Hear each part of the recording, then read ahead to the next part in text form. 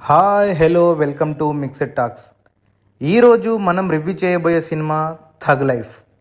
ఓ మాట ముందు చెప్తాను, థగ్ లైఫ్ సినిమాలో ఒక డైలాగ్ చాలాసార్లు వినిపిస్తుంది. అదేమంటే మీరు తిరిగి రాకుండా ఉండాల్సింది అని. ఈ సినిమా చూసిన తర్వాత ఒకటి చెప్పాలనిపిస్తుంది, అదేమంటే ఈ సినిమా తీయకుండా ఉండాల్సిందని. కన్నడ భాష మీద కమల్ హాసన్ గారి కామెంట్స్ వల్ల సినిమా హాట్ టాపిక్ అయింది. పబ్లిసిటీ వచ్చిందో కానీ కంటెంట్ సినిమా అంటే ఈ సంగతి మర్చిపోండి.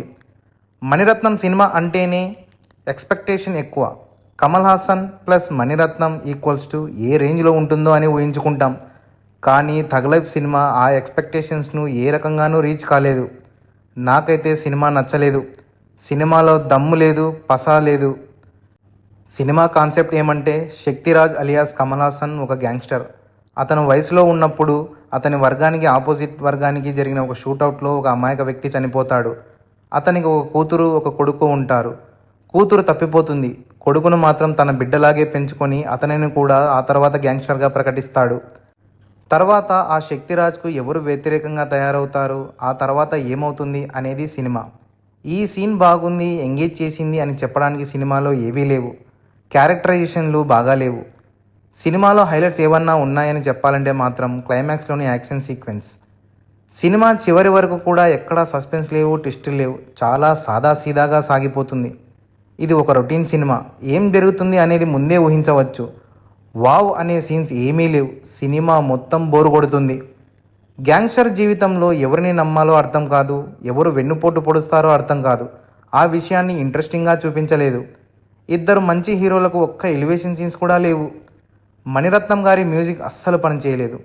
ఈ సినిమాలో అన్నీ ప్రిడిక్టబులే. 25 సంవత్సరాల నుంచి ఆ బిల్డింగ్ అట్లే ఉంటుందా? ఆ బిల్డింగ్ను మార్చడం కానీ వేరే వాళ్ళు కొనడం కానీ ఏమీ జరగదా? ఇదేం లాజింగో అర్థం కాదబ్బా. గ్యాంగ్స్టర్ల ఇల్లంటేనే అవే పాత ఇళ్ళని ఎందుకు చూపించారో మరి. ఆ ముసలి ప్రాణానికి పడుచుపిల్ల అవసరమా?